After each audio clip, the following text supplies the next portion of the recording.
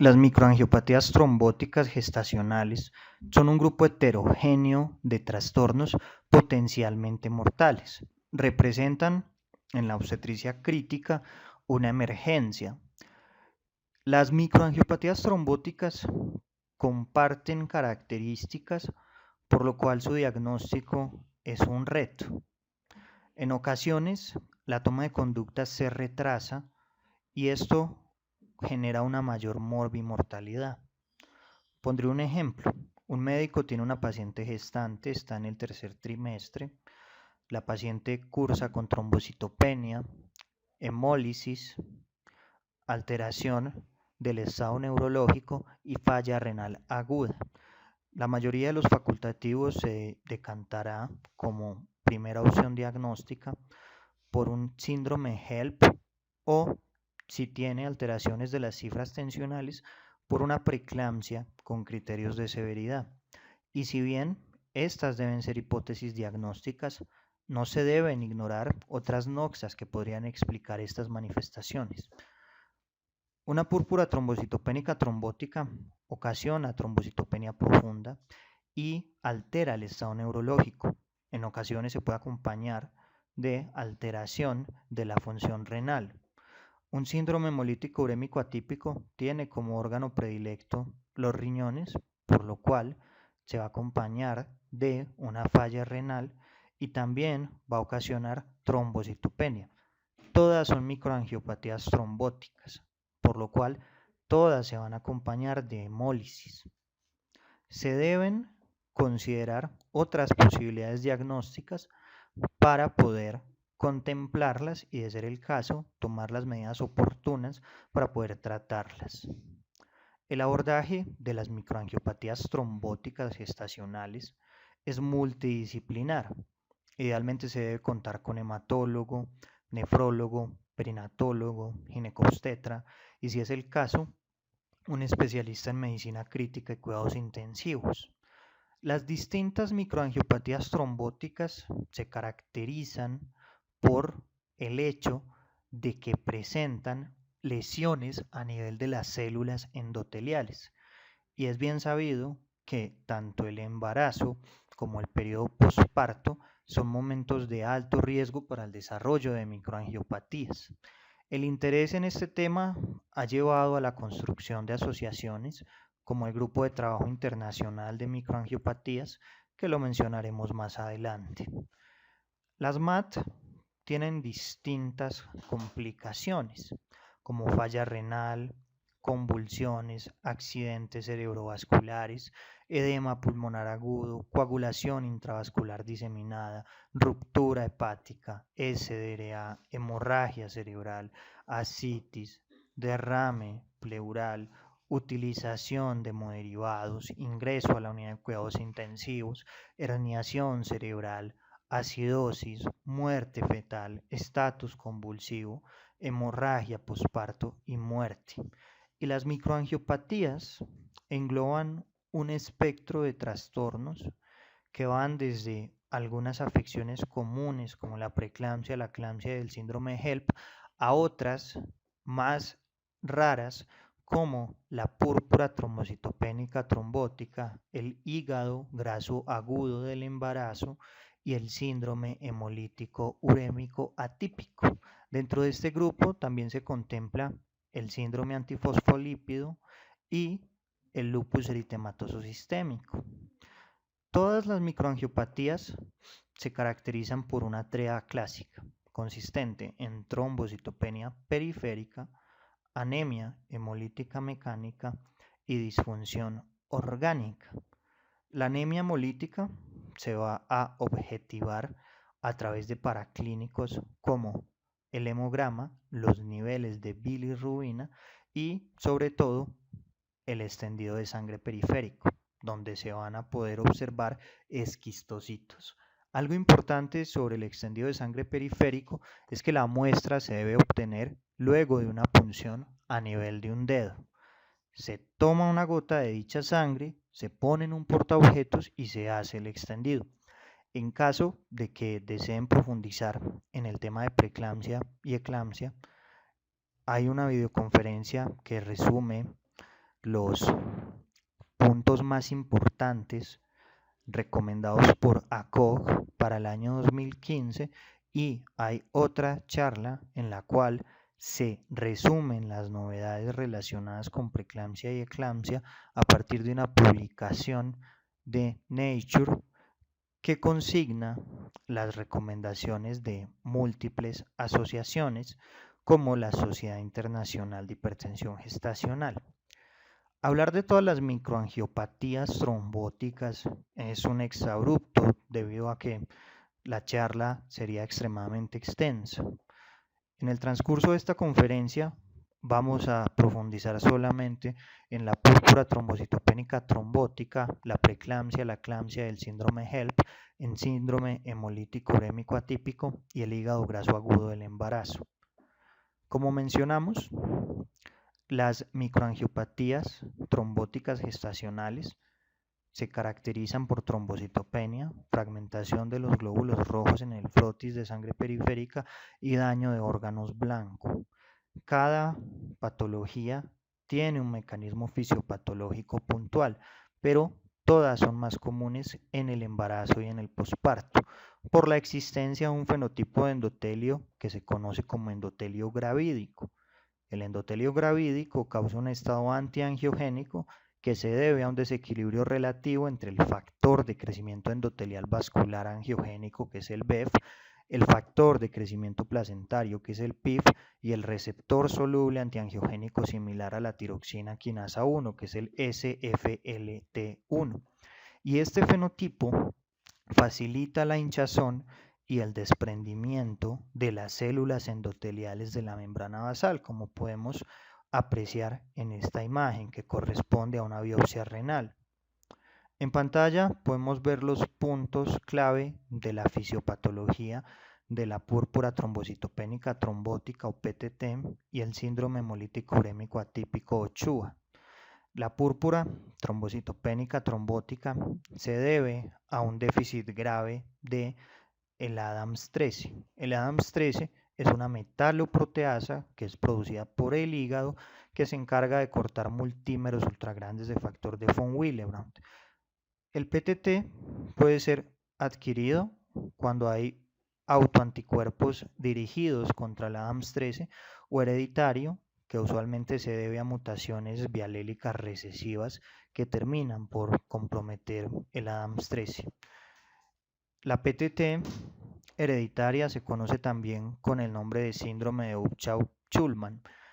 Este déficit de Adams 13 lleva a la acumulación en la circulación de multímeros ultragrandes de factor de von Willebrand, que son hiperadhesivos para las plaquetas, y esto lleva a la formación de microtrombos en la microcirculación, la fragmentación de los eritrocitos y a isquemia. El síndrome hemolítico urémico atípico o CHUA es una condición multifactorial que genera daño de las células endoteliales y lleva a un fenotipo protrombótico. Puede asociarse a múltiples causas. Por ejemplo, la presencia de una cepa de E. coli productora de toxina chiga, malignidad, el uso de medicamentos, enfermedades autoinmunes, entre otras causas. El CHUA es causado por una desregulación de la vía alternativa del sistema de complemento.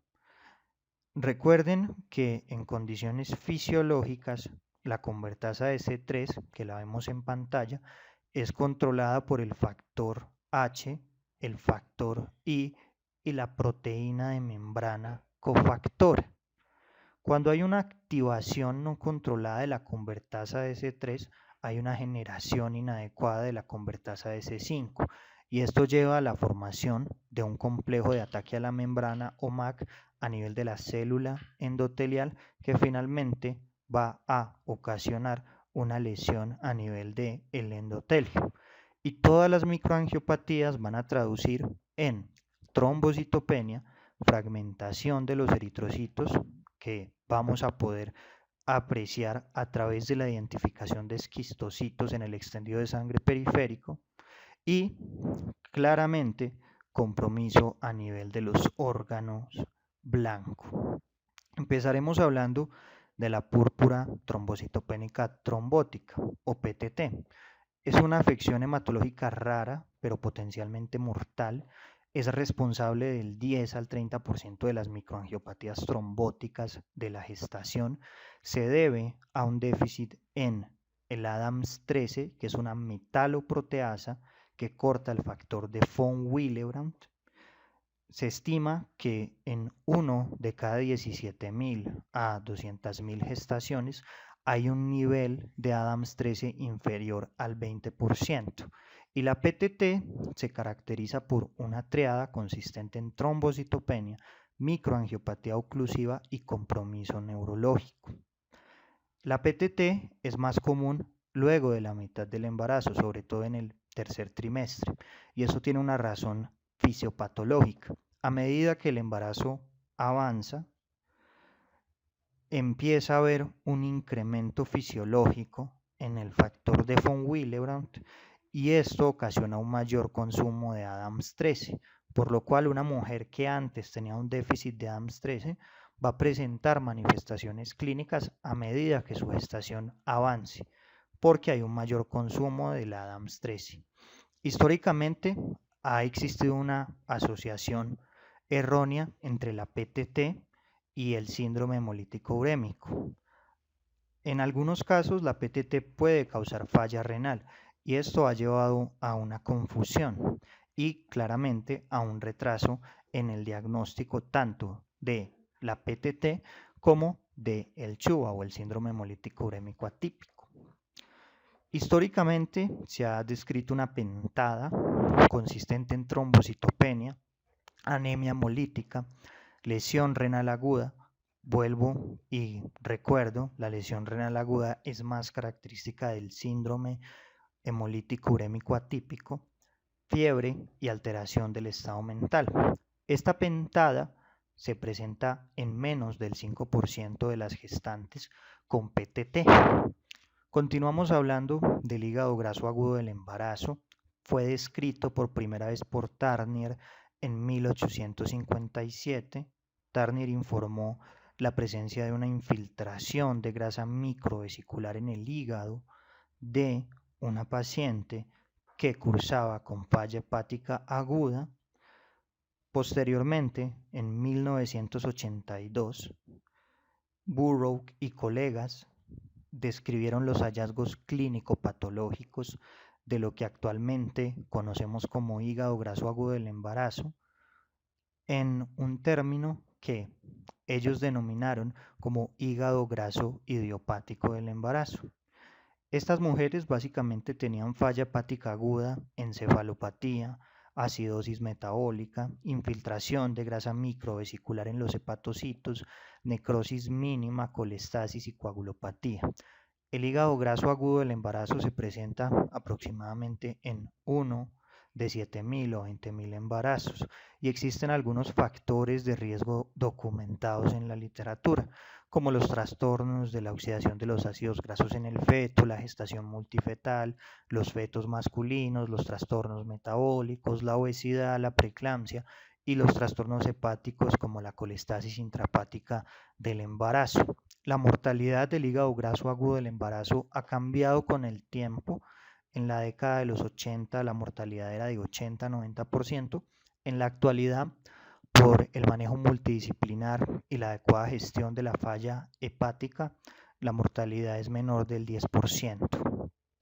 Recuerden que la unidad fetoplacentaria metaboliza ácidos grasos libres para garantizar el crecimiento y el desarrollo normal durante el embarazo. Las enzimas placentarias metabolizan triglicéridos en ácidos grasos libres que ingresan en el feto. Cuando hay defectos en la oxidación de los ácidos grasos, se genera una acumulación de productos intermedios de los ácidos grasos en la circulación materna y estos se capturan en el hígado generando especies reactivas de oxígeno que activan procesos inflamatorios y causan necrosis celular hepática. Precisamente por ello, se puede encontrar histológicamente infiltración microvesicular de los hepatocitos, que, como acabamos de describir, se debe a un déficit de enzimas mitocondriales responsables de la oxidación de los ácidos grasos. Múltiples condiciones se han asociado con el hígado graso agudo del embarazo, como la deficiencia materna de la deshidrogenasa de cadena larga de 3-hidroxiacil-CoA, o el déficit de la deshidrogenasa de acil-CoA de cadena media, o el déficit de la deshidrogenasa de acil-CoA de cadena muy larga, y también el déficit de la carnitina palmitoil transferasa 1. El 10% de las gestantes con hígado graso agudo del embarazo van a ser asintomáticas. El otro 90% van a cursar con anorexia, náuseas, emesis, dolor abdominal, sobre todo a nivel epigástrico, encefalopatía, polidipsia, poliuria y otras manifestaciones clínicas.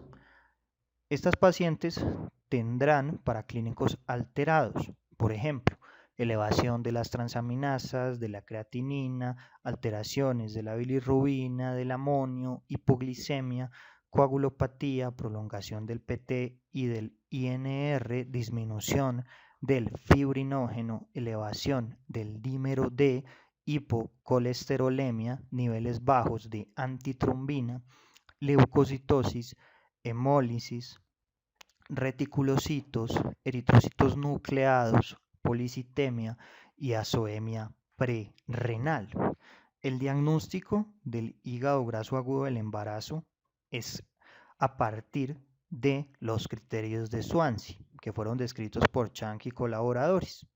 Diferenciar un hígado graso agudo del embarazo de un síndrome HELLP es un reto.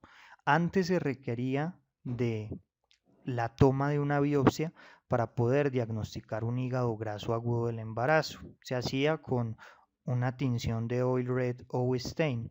En la actualidad no es necesario. Cuando se sospecha un hígado graso agudo del embarazo, inicialmente se pide creatinina, transaminasas, hemograma, se descartan otras causas de hepatopatía como una hepatitis o toxicidad por acetaminofén, se evalúa toda la función hepática, se descartan desórdenes de la coagulación, se toma colesterol y fibrinógeno, recordando que el fibrinógeno normal en gestantes es más alto que el fibrinógeno de las no gestantes. Las no gestantes tienen niveles de fibrinógeno entre 233 a 496 miligramos decilitro, y en el tercer trimestre los niveles de fibrinógeno normal están entre 373 a 619. En algunos casos va a ser necesario la toma de un TAC con contraste o una resonancia abdominal, y también tiene utilidad la toma de un ultrasonido. En cuanto al síndrome hemolítico urémico atípico, es el menos común de las microangiopatías trombóticas gestacionales, pero tiene una característica muy interesante, y es que la mayoría de los casos se presenta en el posparto. Debe sospecharse en las mujeres con trombocitopenia, anemia hemolítica microangiopática que persiste más allá de 48 a 72 horas luego de desembarazar. Estas pacientes usualmente tienen antecedentes personales o familiares de síndrome hemolítico urémico. El órgano blanco afectado en el SHUA son los riñones. De hecho, la mayoría de las pacientes, siendo exacto el 81%, requieren diálisis en el momento del primer episodio, y hasta un 46% de las pacientes van a progresar a una enfermedad renal terminal.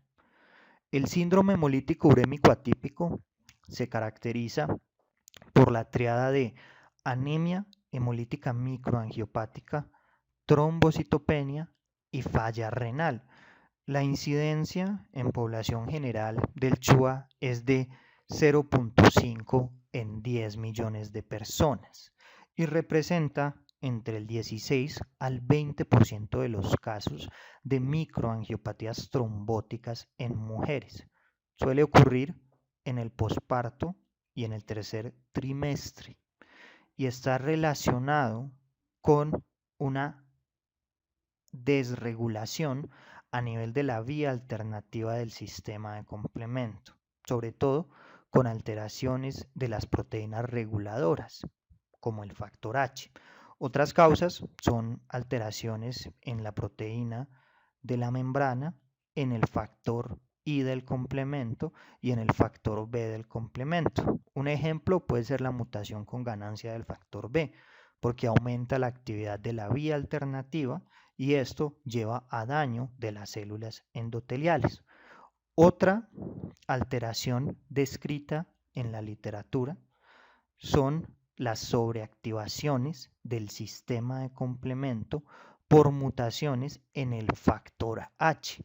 El factor H evita precisamente la sobreactivación del sistema de complemento y al hacerlo previene el daño endotelial. Cuando hay mutaciones del factor H, que es el encargado de prevenir la sobreactivación del sistema de complemento, va a generarse un mayor riesgo de endoteliopatía.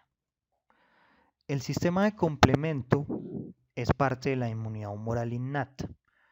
Fue descubierto por su actividad bacteriolítica gracias a Jules Bordet, que lo vemos acá, y posteriormente Paul Ehrlich lo bautiza como complemento porque actúa junto a los anticuerpos.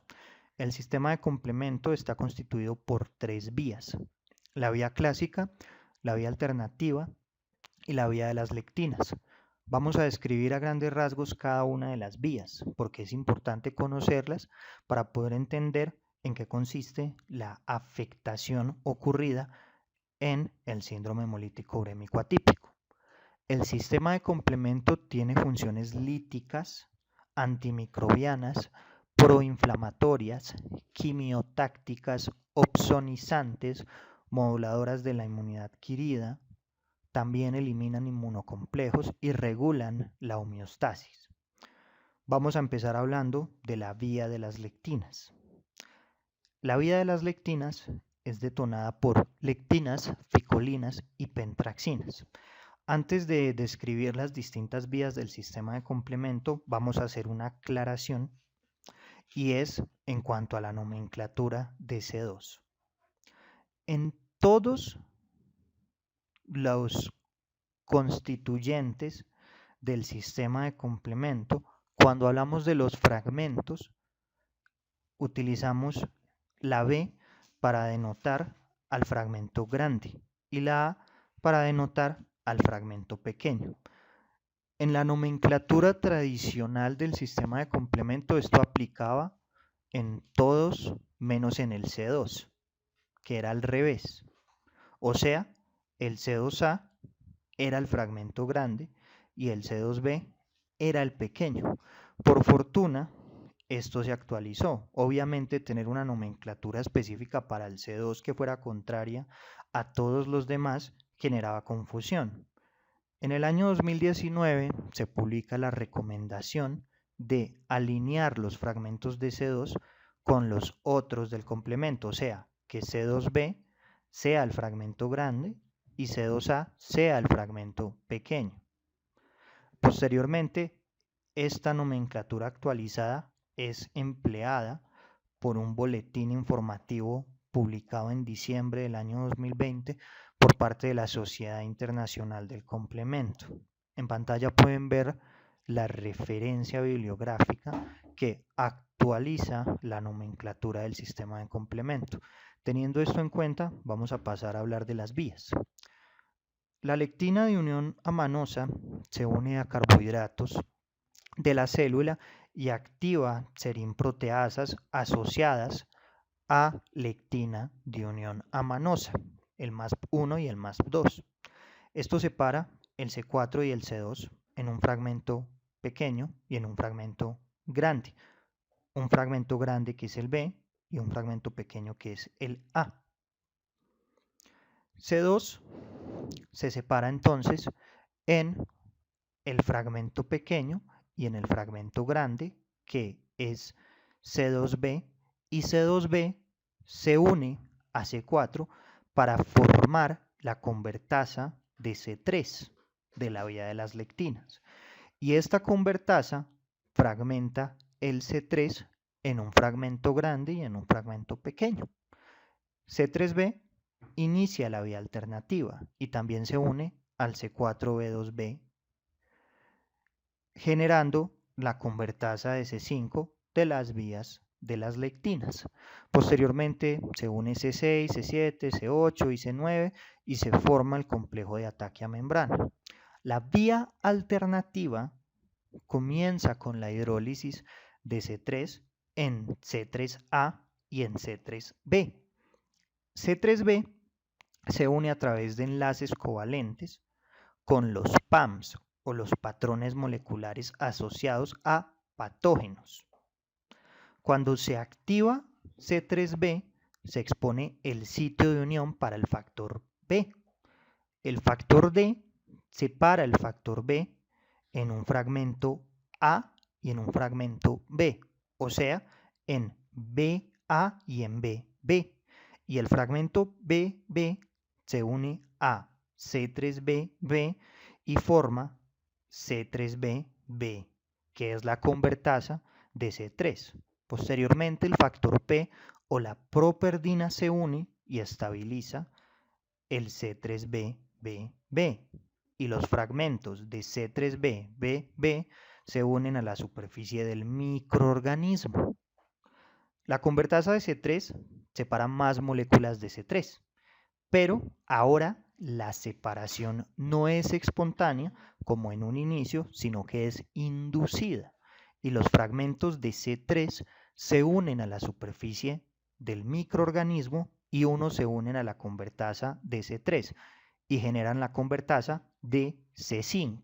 La convertasa de C5 separa C5 en un fragmento A y en un fragmento B. El fragmento B se une a la superficie del microorganismo, ya posteriormente aparece C6, C7 y C8, luego se polimeriza C9 y se forma el complejo de ataque a la membrana, y esto hace que el microorganismo sea susceptible a la presión osmótica y se muera. Eso es lo que ocurre en condiciones naturales. En el síndrome hemolítico urémico atípico, ese complejo de ataque a la membrana se genera a nivel de la célula endotelial, lesionando la célula endotelial. Para dar cierre al sistema de complemento, vamos a hablar brevemente sobre la vía clásica. La vía clásica es activada gracias a los linfocitos B y a los anticuerpos, pueden ser IgM o IgG. En caso de que se utilice una IgM para poder detonar esta vía, sería solamente una, y si se hace a partir de las IgG, se requerirían de 2 IgG. Esta vía es un ejemplo de unificación entre el complemento, la inmunidad innata y la inmunidad adquirida. Básicamente, el anticuerpo permite que se una C1. C1 es un complejo, podemos verlo en pantalla. Q es parecido a las lectinas y R y S son similares a las MASP. Básicamente, C1 separa C2 y C4 en un fragmento C2A y C2B y en un fragmento C4A y C4B para poder formar la convertasa de C3. Luego viene la amplificación y la convertasa de C5 y esto finalmente termina con la formación del complejo de ataque a membrana, que es lo que vemos acá. Cuando nosotros hablamos de microangiopatías trombóticas, las más famosas son la preeclampsia, la eclampsia y el síndrome HELP, y vamos a empezar hablando de ellas. La preeclampsia es un desorden multisistémico que se caracteriza por una presión arterial mayor de 140-90 milímetros de mercurio luego de la semana 20 de gestación y en el posparto, que se asocia a proteinuria o a daño de órgano blanco. En la actualidad no es obligatorio tener proteinuria para diagnosticar una preeclampsia. Si tenemos daño a órgano blanco asociado a cifras tensionales elevadas, podemos diagnosticar una preeclampsia con criterios de severidad. Es bien sabido que cualquier trastorno hipertensivo gestacional puede llevar a preeclampsia. De hecho, el 35% de las hipertensiones gestacionales llevan a preeclampsia. Esto es lo que se conoce como hipertensión gestacional con preeclampsia sobreagregada. La preeclampsia lleva a una reducción de la perfusión placentaria, esto ocasiona hipoxia y esto es fruto de una disfunción endotelial. La eclampsia hace referencia a la presencia de uno o más episodios convulsivos superpuestos a una preeclampsia durante el embarazo o el posparto, hasta 10 días. El 50% de las eclampsias previamente presentaron cefalea severa, pero el 32% va a cursar con síntomas visuales. Las convulsiones típicas de la eclampsia son tónico-clónicas y se autolimitan en 3 a 4 minutos, pero en algunas pacientes el origen de la convulsión es a nivel occipital, por lo cual pueden presentar un PRES directamente o pueden presentar alucinaciones visuales. Y el síndrome HELP básicamente es un acrónimo para hemólisis, elevación de enzimas hepáticas y trombocitopenia. La preeclampsia es relativamente común, afecta al 2 a 7% de los embarazos. Se caracteriza por hipertensión, proteinuria, hablamos de proteinuria, como más de 300 miligramos decilitro en 24 horas o 0.3 gramos en 24 horas o compromiso de un órgano blanco luego de las 20 semanas de embarazo. Las preeclámpticas tienen niveles elevados de mediadores antiangiogénicos que tienen origen trofoblástico, tienen niveles aumentados de endoglina soluble y también tienen niveles de SFLT1 altos. El SFLT1 se une al factor de crecimiento del endotelio vascular, que es el BEF, y también se une al factor de crecimiento placentario, que es el PIF. Se une en la circulación y evita su unión a los receptores innatos en las células endoteliales, y esto altera la señalización del factor de crecimiento del endotelio vascular y causa una endoteliopatía que se acompaña de endoteliosis, de hipertensión y clásicamente de proteinuria. Entre las complicaciones de la preeclampsia se encuentran la eclampsia, el daño a órganos blanco y el síndrome HELP. El síndrome HELP ocurre en aproximadamente 2.5 por cada 1000 partos. Es una condición que se describió formalmente en el año 1983 por Weinstein, aunque existen algunos reportes de caso que podrían ser compatibles con lo que nosotros denominamos actualmente como síndrome HELP, que datan de los años 50. Recuerden que el HELP es un acrónimo para hemólisis, trombocitopenia y elevación de las enzimas hepáticas. El HELP es más común que la PTT y que el CHUA, pero no podemos olvidar la existencia de estos otros.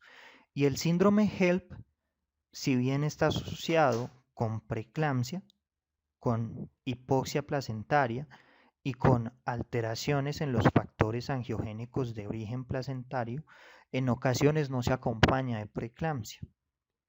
También se ha reportado en la literatura que las pacientes con síndrome HELP tienen una activación inadecuada de la coagulación y del sistema de complemento, al igual que las eclámpticas, y se ha reportado que las pacientes con síndrome HELP tienen alteraciones que llevan a una sobreexpresión local de factores de transcripción como el NFK-beta, que es responsable de la producción de múltiples interleuquinas.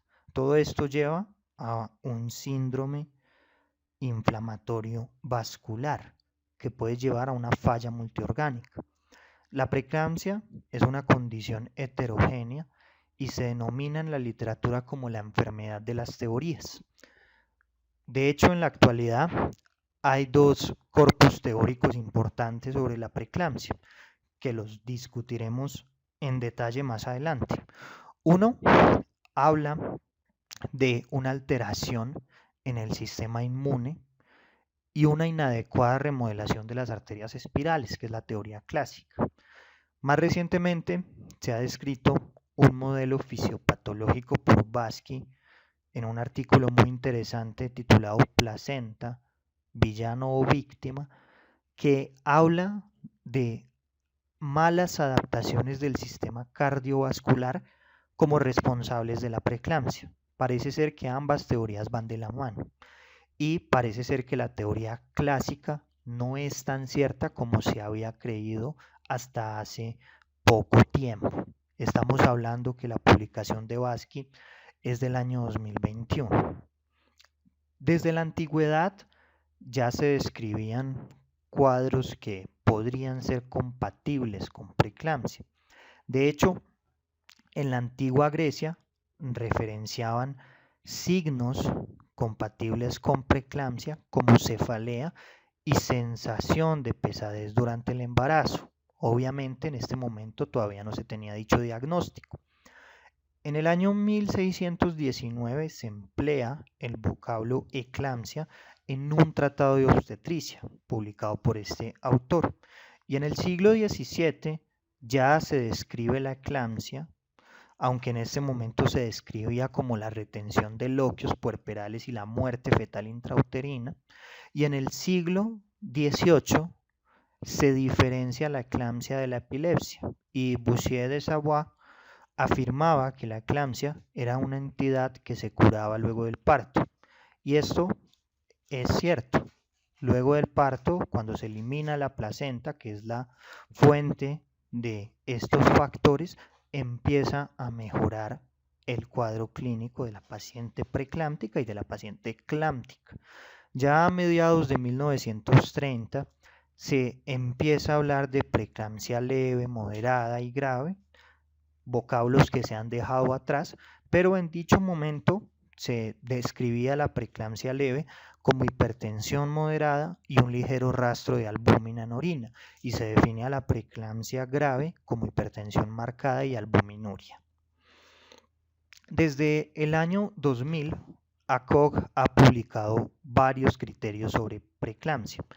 En el 2013 se introducen los cambios más notables, considerando a la preeclampsia con signos de severidad como aquella que ocurre de nuevo como hipertensión luego de las 20 semanas con al menos una característica de severidad independientemente de la proteinuria. La proteinuria sigue siendo necesaria para diagnosticar la preeclampsia sin características graves, pero no es obligatoria para diagnosticar preeclampsia con criterios de severidad. Y los criterios de severidad que son definidos en el año 2013 hasta el presente son cifras tensionales por encima o iguales a 160 para la sistólica y 110 para la diastólica, niveles de creatinina por encima de 1,1, alteraciones visuales o cerebrales, edema pulmonar, elevación de las enzimas hepáticas por encima de 2 veces el punto de corte normal, dolor abdominal severo persistente y plaquetas por debajo de 100.000. La preeclampsia entonces es un síndrome inflamatorio vascular materno que se debe a un desequilibrio angiogénico entre la SFLT1 y el PIF. Y estos factores son secretados, según la teoría clásica, por una placenta disfuncional y esto causa estrés oxidativo, también genera isquemia y daños por reperfusión. Y todo este proceso fisiopatológico en la teoría clásica se correlaciona con una invasión endovascular alterada de las arterias espirales por parte del trofoblasto.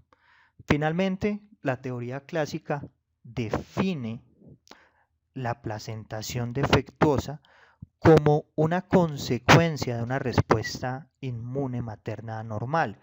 Y estas observaciones han llevado a que se postulen teorías tan interesantes como la que vemos en pantalla. Esta teoría de la preeclampsia como un trastorno consecuencia de un sistema inmune anormal se ha basado en observaciones como el hecho de que, según los estatutos clásicos, la primipaternidad, el cambio de pareja sexual y la fertilización asistida son factores de riesgo para la preeclampsia, pero estos datos hay que tomarlos con cuidado. Y de hecho, estas ideas tradicionales han llevado al desarrollo de estudios para comprobar hipótesis como que el sexo oral y la deglución del esperma son factores protectores para la preeclampsia. Pero en aras de la evidencia actual, todo esto es debatible. En pantalla vemos dos estudios muy interesantes. Un estudio del registro médico de nacimientos de Noruega que se realizó con 547.238 mujeres, que mostró que el cambio en la paternidad para el segundo embarazo en realidad se asociaba con un riesgo reducido de preeclampsia. Esto gracias a fenómenos de preacondicionamiento del sistema cardiovascular en el primer embarazo. Aquí podemos ver el OR, una disminución del 20%. Y vemos que no se pasa el 1, por lo cual estos datos estadísticamente son significativos y son confiables. Vemos otro estudio que se realizó con 760.901 mujeres, que encontró que después de ajustar por el intervalo entre nacimientos el riesgo de preeclampsia, había una reducción ante el cambio de pareja siempre y cuando la mujer hubiese estado embarazada previamente, así fuese de otra pareja sexual. Y estos hallazgos, junto a otros que mencionaremos más adelante, refuerzan la idea de que la preeclampsia tiene un componente muy importante que es mediado no por una respuesta inmune alterada, sino por una mala adaptación del sistema cardiovascular. La hipótesis tradicional considera que la remodelación de las arterias espirales uterinas por parte del trofoblasto extravelloso es fundamental para poder promover el flujo sanguíneo hacia la placenta, por lo cual un defecto en la remodelación a nivel de las arterias espirales lleva a preeclampsia y lleva a restricción del crecimiento intrauterino. Cuando se observan las placentas de las pacientes con preeclampsia y con restricción del crecimiento intrauterino, se aprecian áreas de subperfusión, como vemos en pantalla, que son consistentes con depósitos masivos de fibrina. Baski, en su artículo La placenta y la preeclampsia, villano víctima, que podemos ver en pantalla, propone que la malperfusión realmente es un fenómeno pregestacional que se debe a un corazón materno disfuncional. Y esto se fundamenta en varios estudios que han mostrado un OR aumentado de preeclampsia en las pacientes que tienen patologías de riesgo cardiovascular o que tienen índices hemodinámicos pregestacionales más bajos. En la conferencia de monitoría hemodinámica en gestantes, nosotros explicábamos cómo para el tercer trimestre había un aumento del gasto cardíaco en hasta un 40-50%, que se debe a múltiples causas. Un aumento del volumen plasmático, un incremento del volumen sistólico, un incremento de la frecuencia cardíaca, y si recordamos que el gasto cardíaco es igual al volumen sistólico por la frecuencia cardíaca, vamos a tener un incremento porque estamos aumentando cada uno de sus determinantes. Cuando se hacen estudios de monitoría hemodinámica en pacientes con preeclampsia versus grupos de control sanos, se ha logrado objetivar que las pacientes preeclámpticas tienen un gasto cardíaco disminuido en relación con los grupos de control. En general, las pacientes con preeclampsia tienen gastos cardíacos más bajos, tienen presiones arteriales medias más altas, tienen resistencias vasculares sistémicas más elevadas, y todos estos factores que se correlacionan con una mala adaptación, porque el gasto cardíaco es menor al grupo de control, inducen a mal perfusión de los órganos periféricos, entre ellos la placenta. La hipótesis tradicional afirma que la elevación que se encuentra en el índice de resistencia de la arteria uterina en las pacientes preeclámpticas se debe a una invasión inadecuada del trofoblasto. Sin embargo, esto parece ser más complejo y Vasky lo explica muy bien en su artículo. Recuerden que los índices de la arteria uterina reflejan la resistencia en la circulación útero-placentaria y los índices de pulsatibilidad de la arteria uterina se determinan por el grado de desarrollo del trofoblasto y también por la función cardíaca materna. Y pongan atención con lo siguiente. Los índices de pulsatibilidad de la arteria uterina se pueden mejorar luego de que se realizan intervenciones que optimizan los parámetros cardiovasculares de la mamá.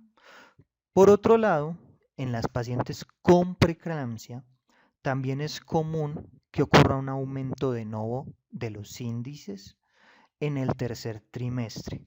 Y esto, tomando como referente la teoría clásica, no es biológicamente posible y biológicamente no se debe a la invasión del trofoblasto, porque para que fuese por ello requeriría de una deconversión fisiológicamente imposible de las arterias espirales. Además, también se ha encontrado que el Doppler de las arterias oftálmicas y radiales de las pacientes con preeclampsia, incluso antes del desarrollo de la preeclampsia, se encuentran elevados. De hecho, estas mediciones son tan efectivas como el índice de pulsatibilidad de la arteria uterina. Todo esto parece reforzar la teoría de que la preeclampsia ocurre por un rendimiento cardíaco subóptimo y por una mala adaptación cardíaca al embarazo en lugar de una invasión insuficiente del trofoblasto. Posiblemente tanto la teoría clásica como lo planteado por Vasky puedan ir de la mano. De hecho, las pacientes que van a desarrollar preeclampsia tienen una remodelación inadecuada del ventrículo izquierdo, tienen disfunción diastólica, tienen aumento de la resistencia vascular sistémica, tienen una reducción del índice cardíaco, tienen un volumen intravascular disminuido y también su capacidad de reserva venosa está reducida. Además, las mujeres que van a desarrollar preeclampsia a término tienen un aumento de la presión de llenado cardíaco y van a tener índices de masa ventricular izquierdo mayores a 63.2 gramos por metro cuadrado a la semana 35. Y las mujeres que tienen una preeclampsia pretérmino usualmente tienen disfunción diastólica biventricular que puede ser leve o puede ser moderada, también tienen una remodelación biventricular, también tienen disfunción sistólica biventricular, pueden tener una hipertrofia biventricular grave y van a tener una dilatación de las cámaras cardíacas. Por otro lado, también se ha reportado un deterioro segmental de la relajación miocárdica y un índice de acortamiento posistólico de alta amplitud en este tipo de pacientes, y estos son signos indirectos de fibrosis e isquemia miocárdica.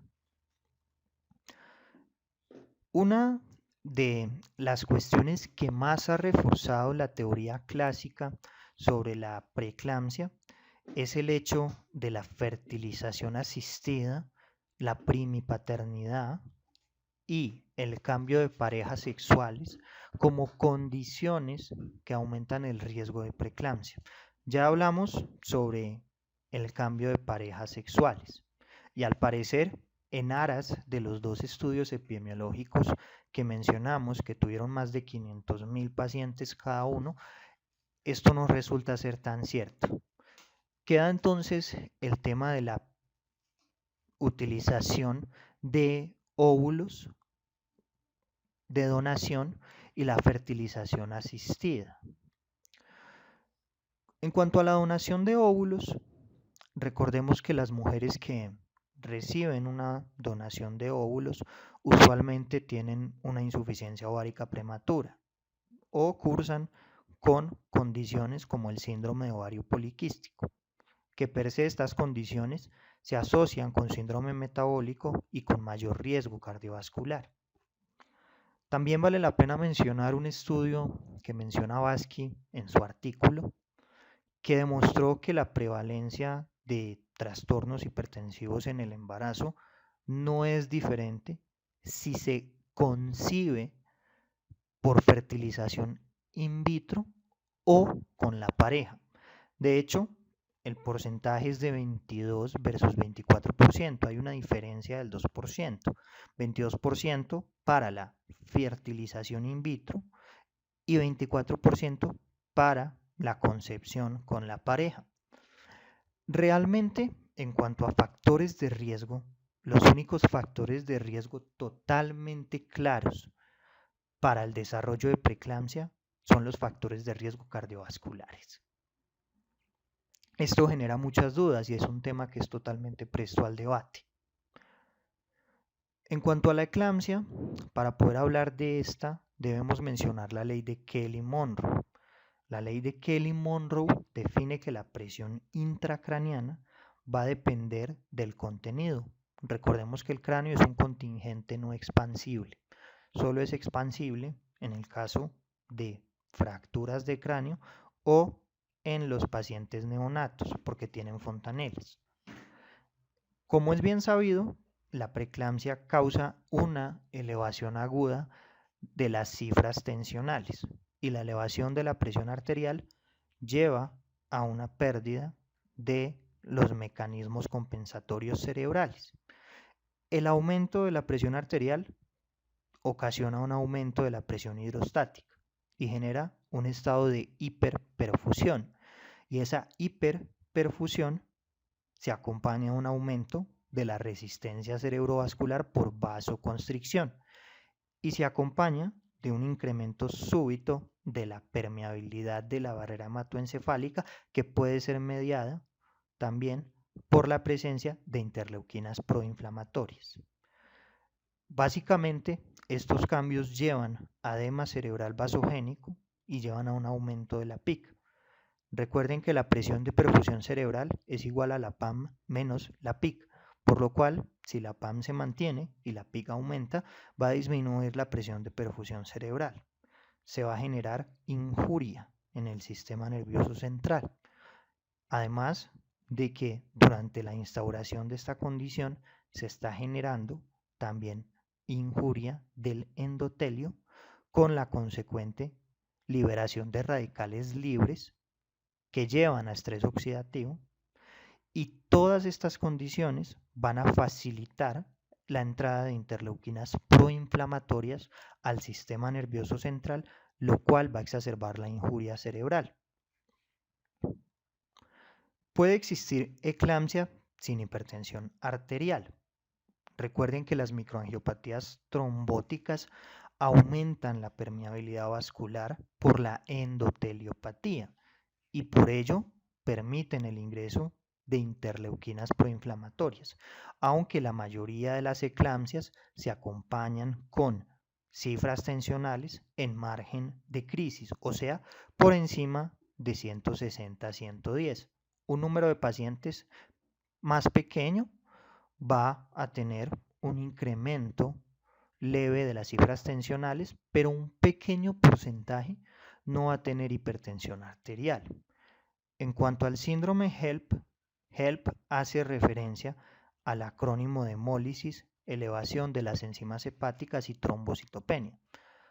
El HELP fue descrito por Louis Weinstein en el año 1982, aunque en 1954 Pritchard había descrito 3 casos de gestantes con anormalidades hematológicas y hepáticas en el contexto de una preeclampsia. Entre el 15 al 20% de los casos de síndrome HELP no se acompañan de preeclampsia. Y el síndrome HELP, según datos otorgados por Haddad, presentan complicaciones en el 40% de los casos y la mortalidad del HELP es del 24%. El síndrome HELP complica entre el 0.2 al 0.8% de las gestaciones y complica entre el 12 a 20% de las preeclampsias. Se puede acompañar de falla renal y en algunos casos de coagulación intravascular diseminada, aunque no es lo prototípico. La hemólisis se define como la presencia de esquistocitos en un frotis de sangre periférica, la existencia de una bilirrubina total por encima de 1.2, niveles de lactato deshidrogenasa por encima de 600, una aptaglobina indetectable o menor al límite inferior, niveles de AST o de ALT más de 2 veces el límite superior, otros autores utilizan más de 3 veces, y trombocitopenia, plaquetas por debajo de 100.000. El síndrome HELP se asocia con mayor mortalidad y con mayor cantidad de complicaciones. Se habla de HELP parcial cuando se cumple uno de 2 criterios.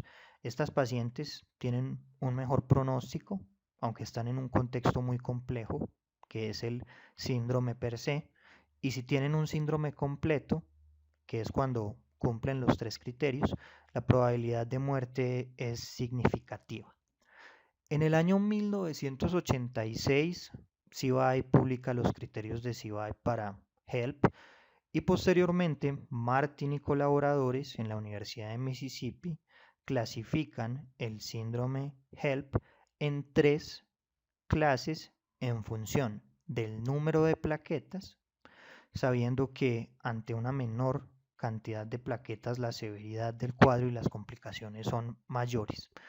Básicamente las plaquetas en el HELP son activadas porque hay daño endotelial. Cuando hay daño endotelial hay tromboxano A2 y serotonina y esto lleva a la aglutinación de las plaquetas con la finalidad de reparar la ruptura en la microvasculatura. Las plaquetas se terminan por consumir, aumentan los megacariocitos en la circulación como mecanismo compensatorio, pero estas plaquetas son plaquetas ineficientes que tienen una vida media más corta. Estas plaquetas se intentan adherir al colágeno a nivel del endotelio que está dañado y se siguen consumiendo, pero ya tienen un fenotipo que es disfuncional en comparación con el fenotipo o con las plaquetas normales.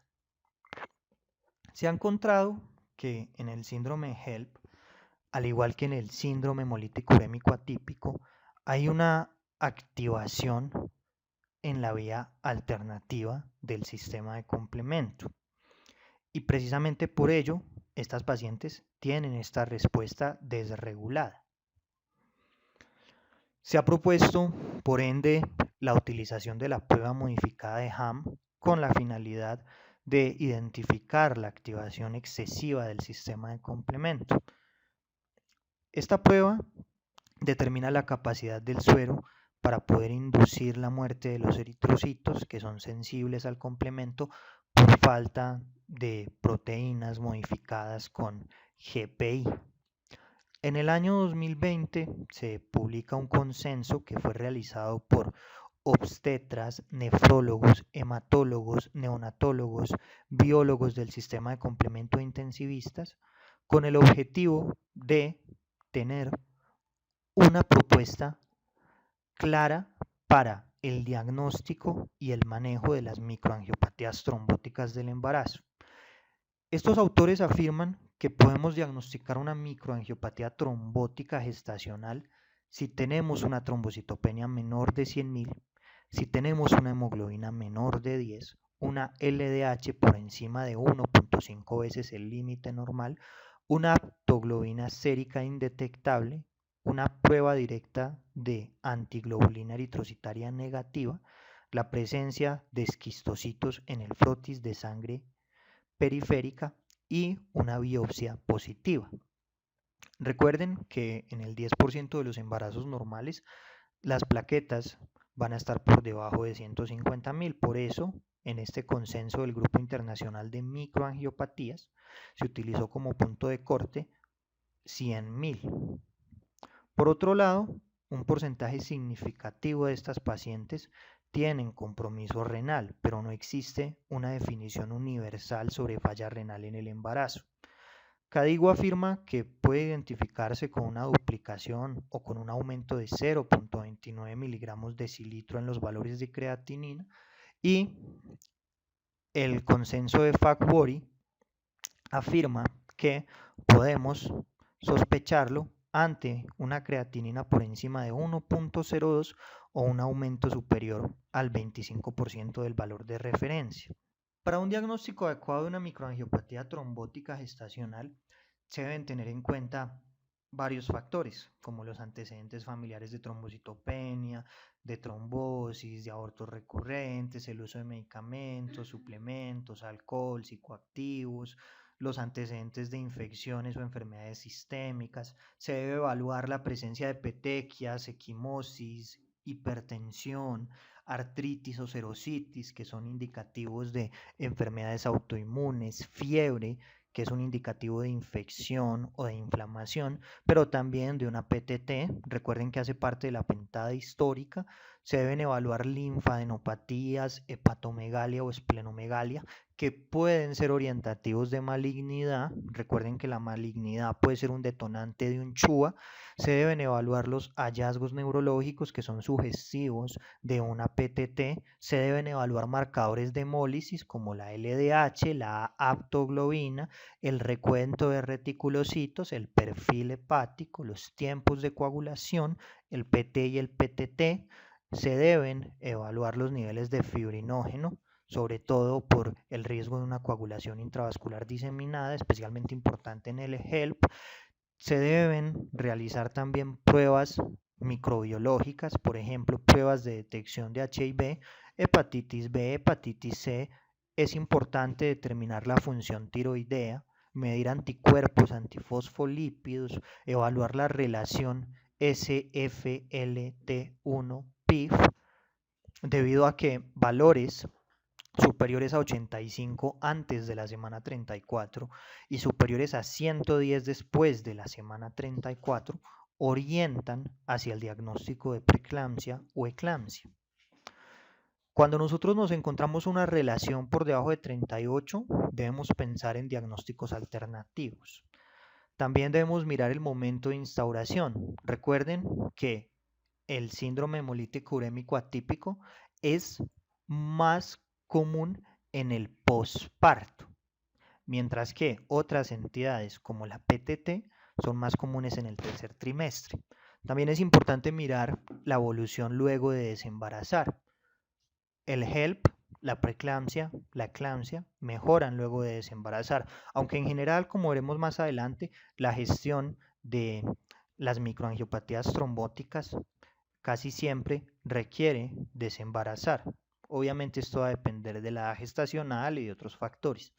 En pantalla podemos ver algunos de los marcadores utilizados en los distintos tipos de microangiopatías trombóticas, al igual que los tratamientos de primera línea. Para el HELP, desembarazar; para el CHUA, la utilización de eculizumab; para el diagnóstico de PTT, la plasmaféresis; y para el hígado graso agudo del embarazo, la utilización de medidas de soporte y el manejo de la falla hepática asociada. En pantalla podemos ver la definición de cada tipo de microangiopatía para el consenso del Grupo Internacional de Trabajo de Microangiopatía, que es el grupo de FACWORI. Podemos apreciar entonces las respectivas definiciones que ya hemos mencionado previamente. La gestión clínica inicial de las microangiopatías trombóticas tiene dos pilares. Primero, descartar la PTT. Esto se hace con una prueba de actividad del ADAMS-13. Y segundo, descartar el síndrome hemolítico urémico atípico para poder iniciar un tratamiento específico. Para la PTT se pueden utilizar puntuaciones como el Plasmic Score o el French Score, que combinan parámetros clínicos y de laboratorio. Sin embargo, no cuentan con validación en gestantes.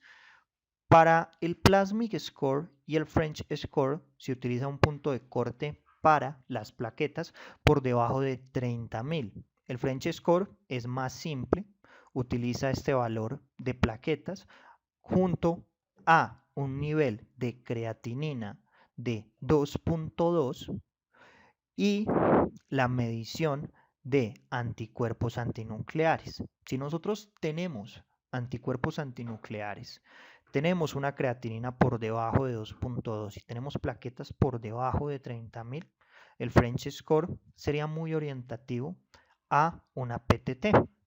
El Plasmic Score es un poco más amplio, nos permite estimar el riesgo de PTT. Hablamos de un riesgo bajo por debajo de 5, intermedio de 5 y alto por encima de 5. El diagnóstico entonces de las microangiopatías se basa en parámetros clínicos y en parámetros paraclínicos.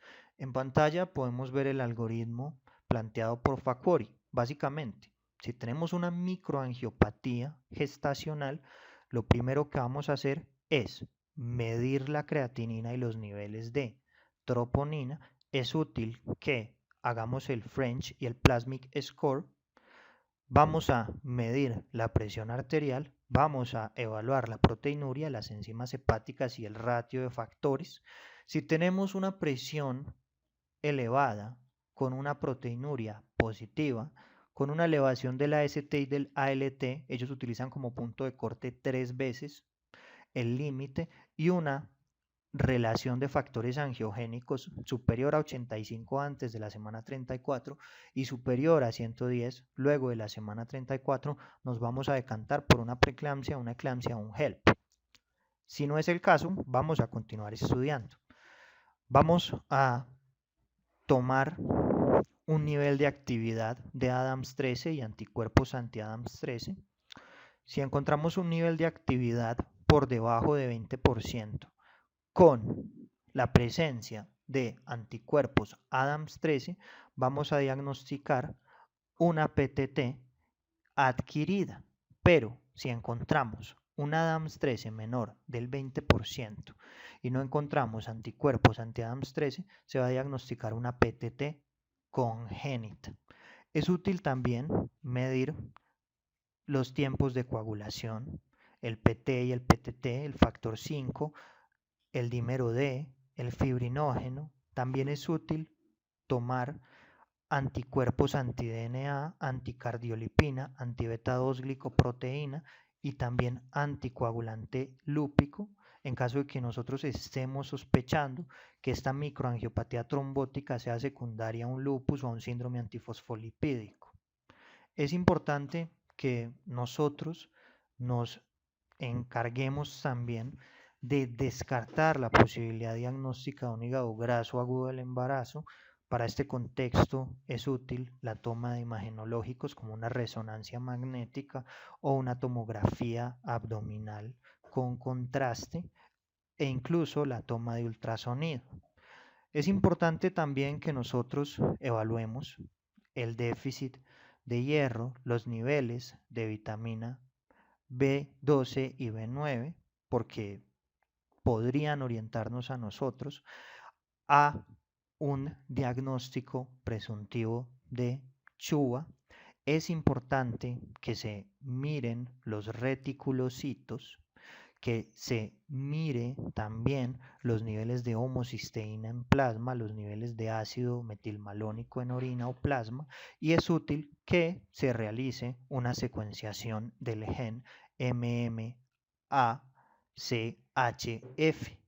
con el objetivo de confirmar un síndrome hemolítico urémico que sea secundario a un déficit de cobalamina.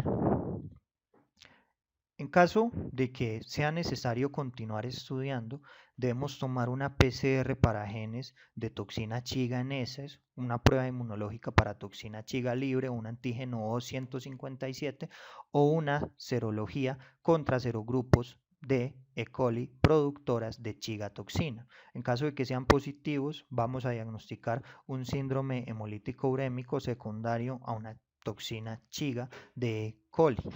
En caso de que sea necesario continuar estudiando, se recomienda que se haga una medición de los niveles séricos de C3, C4, que se evalúe el factor H, el factor I, el factor B, que se hagan pruebas de anticuerpos contra el factor H, una secuenciación de los genes del factor H, el factor I o la proteína cofactora de membrana para poder confirmar o llenarnos de motivos para pensar que el paciente tiene un síndrome hemolítico urémico atípico. Pero es importante mencionar que no es necesario contar con paraclínicos del sistema de complemento para poder hacer el diagnóstico de un síndrome hemolítico urémico atípico.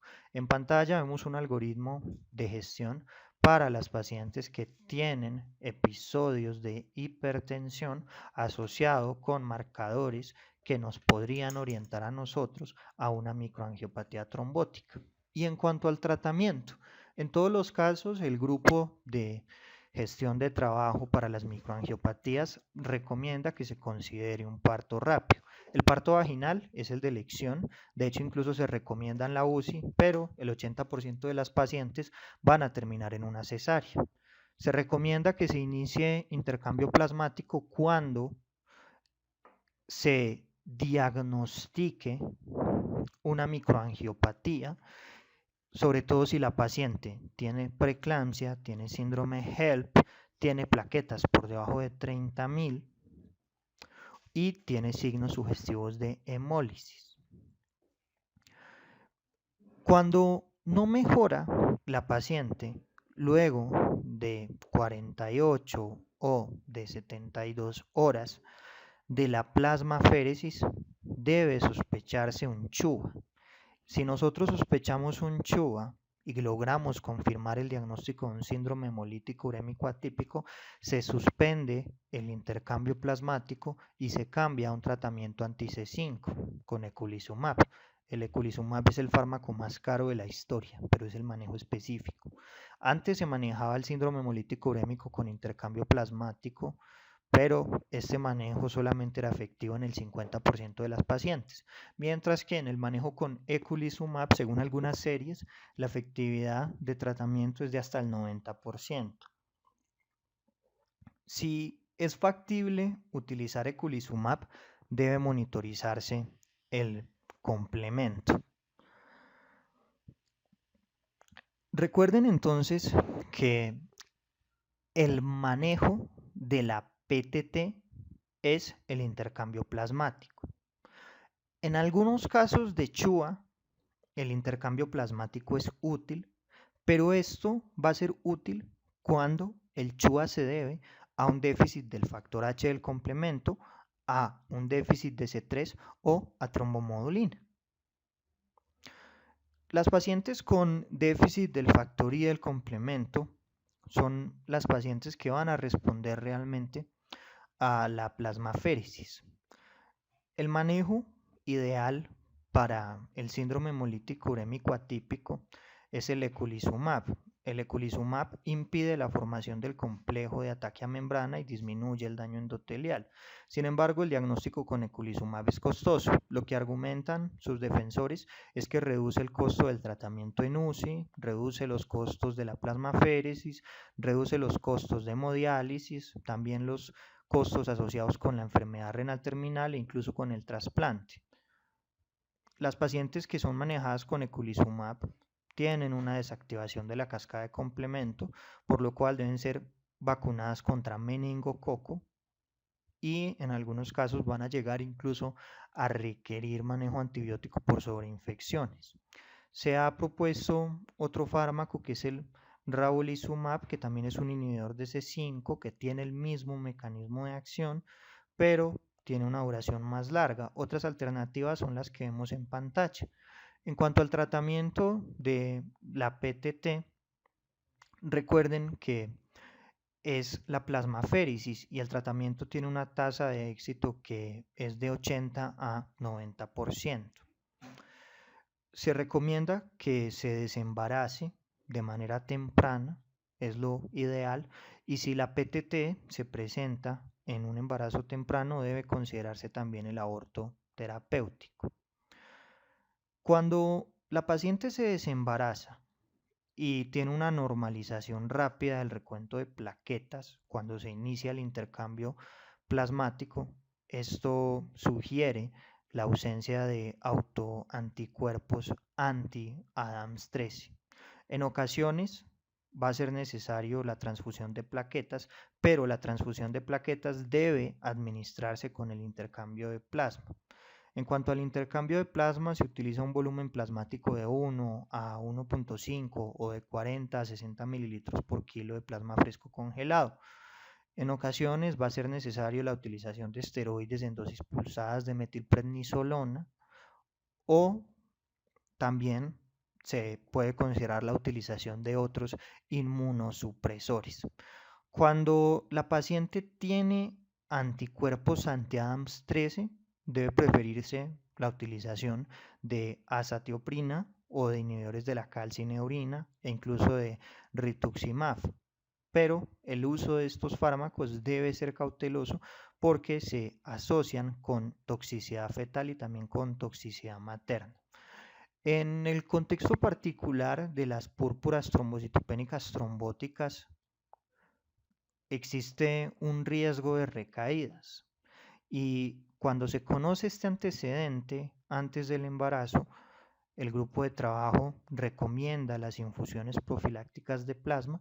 Estas infusiones usualmente comienzan a las 10 semanas de gestación o comienzan inmediatamente se diagnostica el embarazo con volúmenes de 10 a 15 mililitros por kilo de plasma cada 2 o cada 3 semanas. Esto con el objetivo de restaurar la actividad de la ADAMS13. Se ha propuesto también la utilización de capacizumab. Los glucocorticoides pueden reducir la producción del inhibidor de ADAMS13 en las PTT hereditarias. Se recomienda o metilprednisolona a dosis de 125 miligramos 2 o 4 veces al día, mientras se hace la plasmaféresis o prednisona a razón de 1 miligramo por kilo. En cuanto a la preeclampsia, el síndrome HELP y la eclampsia, el tratamiento es desembarazar. Si la paciente tiene una edad gestacional de 34 semanas, se procede directamente a desembarazar. Si tiene menos de 34 semanas y no se puede controlar la condición, se debe proceder también con un parto. Si tiene una preeclampsia con una edad gestacional menor de 34 semanas, pero es posible diferir el parto, se puede esperar hasta la semana 34. Recientemente se ha propuesto la utilización de plasmaféresis en las pacientes con HELP. De hecho, algunos autores como Burwick en el año 2013, Cofield en el año 2015 y ELAP en el año 2019 han recomendado la utilización de eculizumab en casos extremadamente prematuros de síndrome HELP que han resuelto con la utilización de eculizumab. Entre la semana 24 a 34 se debe utilizar corticoides para la maduración pulmonar. También se deben utilizar drogas como el sulfato de magnesio como profilaxis de la hemorragia cerebral, como profilaxis de la eclampsia y se deben emplear medicamentos antihipertensivos como la hidralazina, el nifedipino o el labetalol. La utilización de sulfato de magnesio viene de un estudio clásico que es el MAGPIE, que se hizo con 10.110 pacientes. 4.999 se aleatorizaron al grupo de sulfato de magnesio y 4.993 al grupo placebo. Se encontró que el sulfato de magnesio generó una reducción del 58% en el riesgo de eclampsia, además de una reducción en la mortalidad.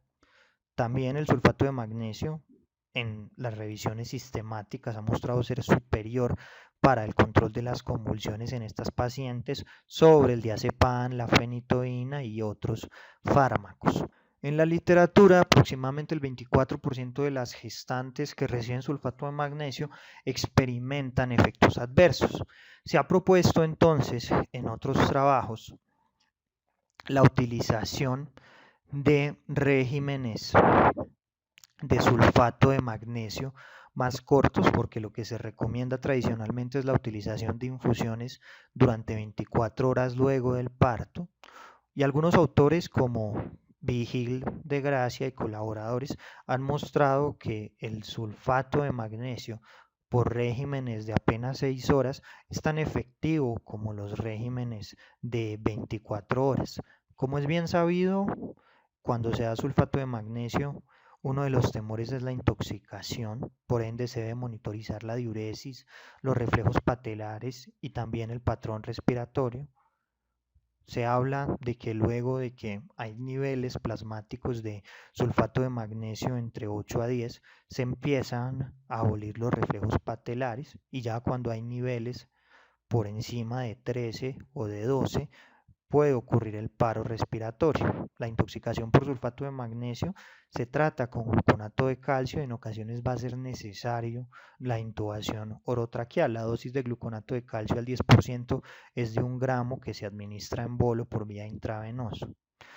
Cuando las pacientes presentan episodios de eclampsia, debemos prevenir la injuria traumática asociada a las convulsiones, debemos prevenir la hipoxia materna, debemos realizar maniobras que eviten la broncoaspiración, debemos evitar intubar solamente porque presentó un episodio de convulsión, debemos dar manejo con sulfato de magnesio, debemos disminuir las presiones arteriales hasta un 20%, la meta es que las presiones estén por debajo de 160 a 110 y ya si la paciente hace un estatus convulsivo vamos a tener que proceder a asegurar la vía aérea, hacer manejos de sedación, podemos utilizar propofol, podemos utilizar midazolam y también fenobarbital o tiopental y fenitoína, y siempre en este contexto se debe tomar una resonancia magnética cerebral.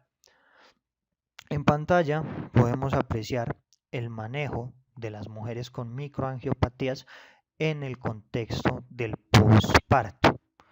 Como es bien sabido, si la paciente tiene una preeclampsia, una eclampsia o un síndrome HELLP típico, se debe optar por el parto, se debe monitorizar de cerca, se debe dar manejo sintomático. En el caso de que la paciente tenga síntomas cardíacos o neurológicos, esta paciente va a tener que ser considerada como un posible caso de un PTT y en ese contexto particular se recomienda que se haga una plasmaféresis. Si no tiene síntomas neurológicos ni cardíacos, se debe monitorizar en la unidad de cuidados intensivos durante 24 a 72 horas. Aquí pueden pasar varias cosas. Primero, que diagnostiquemos una enfermedad autoinmune, donde daremos tratamiento específico, o que diagnostiquemos una sepsis, donde daremos también tratamiento específico. Puede que la paciente mejore, que su trombocitopenia empiece a corregirse y que las manifestaciones compatibles con hemólisis empiecen a desaparecer. En caso de que la paciente mejore, vamos a sospechar que en efecto el problema sea asociado a un HELP o sea asociado a una preeclampsia o una eclampsia y vamos a continuar monitorizándola. Si la paciente no mejora a las 48-72 horas, esto es un argumento a favor de un síndrome hemolítico urémico atípico. Debemos estudiarlo y si es necesario se debe dar tratamiento con eculizumab. También existe la posibilidad de que cuando se inicie la plasmaféresis, que era la parte previa del algoritmo, que era lo que vamos a aplicar en caso de que la paciente tuviera síntomas cardíacos o neurológicos, los síntomas mejoren. Si mejoran, vamos a seguir dando tratamiento con la plasmaféresis, aunque existe la posibilidad de que no mejoren y esto va a ser más orientativo a un síndrome hemolítico urémico atípico. En cuanto al tratamiento de las pacientes con antecedentes de síndrome hemolítico urémico, PTT, preeclampsia, eclampsia y síndrome HELP, nosotros a todas estas pacientes debemos darles educación para que conozcan los riesgos en caso de que deseen otro embarazo. No se recomienda que haya otro embarazo y se le deben explicar a la paciente todos los riesgos que podrían asociarse con esa decisión. No existe un consenso sobre el uso de aspirina en síndrome hemolítico urémico atípico o en PTT, pero en preeclampsia, eclampsia y síndrome HELP sí se recomienda que las pacientes consuman aspirina a razón de 75 a 150 miligramos día antes de la semana 16 de gestación. En el síndrome hemolítico urémico atípico no se recomienda el tratamiento anti-C5 profiláctico. Todas estas pacientes deben ser seguidas de manera estrecha y en el PTT hereditario se deben iniciar infusiones profilácticas de plasma a las 10 semanas de gestación o inmediatamente después del diagnóstico de embarazo y deben continuar durante todo el embarazo, durante el posparto y se deben tener en cuenta las consideraciones que ya habíamos mencionado. En cuanto al tratamiento del hígado graso agudo del embarazo, se debe revertir la coagulopatía. El parto se va a hacer cuando sea posible, se prefiere el parto vaginal sobre la cesárea. De ser necesario, se va a asegurar la vía aérea, se debe colocar una sonda nasogástrica, se deben emplear antiácidos, se deben asegurar 2 catéteres venosos de gran calibre. Recuerden que el 70% de las pacientes con hígado graso agudo van a tener preeclampsia y en ese caso particular se debe utilizar sulfato de magnesio, se deben hacer cuidados posparto muy estrechos debido al riesgo que tienen de coagulopatía. Estas pacientes deben contar con disponibilidad en la unidad de cuidados intensivos. En ocasiones va a ser necesario la reanimación hemostática. Es necesario mantener niveles de fibrinógeno por encima de 150 y si la paciente tiene una trombocitopenia grave, pues puede llegar a ser necesaria la transfusión de plaquetas. Siempre se debe evaluar el riesgo-beneficio con el anestesiólogo de la anestesia general versus la anestesia neuraxial. Se recomiendan mediciones seriadas de la función hematológica, hepática y renal cada 6 horas durante el primer y el segundo día. Cada 2 o 3 horas se deben tomar glucometrías y si las glucometrías son inferiores a 60, se inicia una infusión con dextrosa. Algunas de estas mujeres pueden desarrollar diabetes insípida por concentraciones elevadas de vasopresina secundaria a una disminución de la producción hepática de su enzima inactivante y en ese caso se debe dar manejo para la diabetes insípida.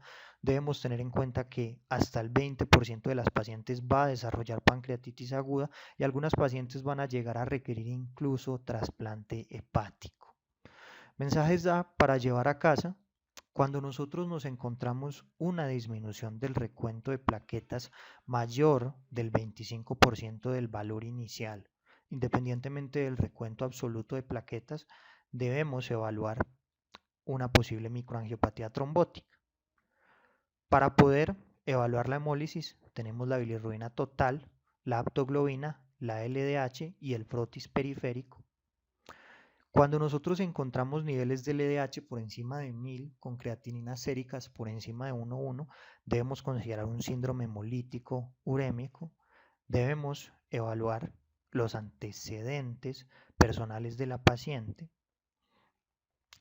porque estos antecedentes acompañados de una relación LDH-AST mayor de 10,1 con una hemoglobina por debajo de 8 nos pueden orientar a un síndrome HELP. Los niveles de AST o de ALT por encima de 2 veces el punto orientan a un diagnóstico de preeclampsia con criterios de severidad. La trombocitopenia es un hallazgo que es común en las 3 entidades, pero cuando es menor de 30.000 orienta a una PTT y de hecho se recomienda evaluar los niveles de actividad de la Adams 13 cuando el recuento de plaquetas es menor de 70.000. Por otro lado, La elevación de la creatinina sérica por encima de 2 veces el límite superior de lo normal orienta a un síndrome hemolítico urémico atípico, y cuando persisten las anormalidades de laboratorio luego de 72 horas del parto, debemos sospechar en un síndrome hemolítico urémico atípico. Recuerden, no todo es preeclampsia con criterios de severidad, no todo es HELP. Existe un gran abanico de posibilidades que nosotros debemos contemplar. Muchas gracias.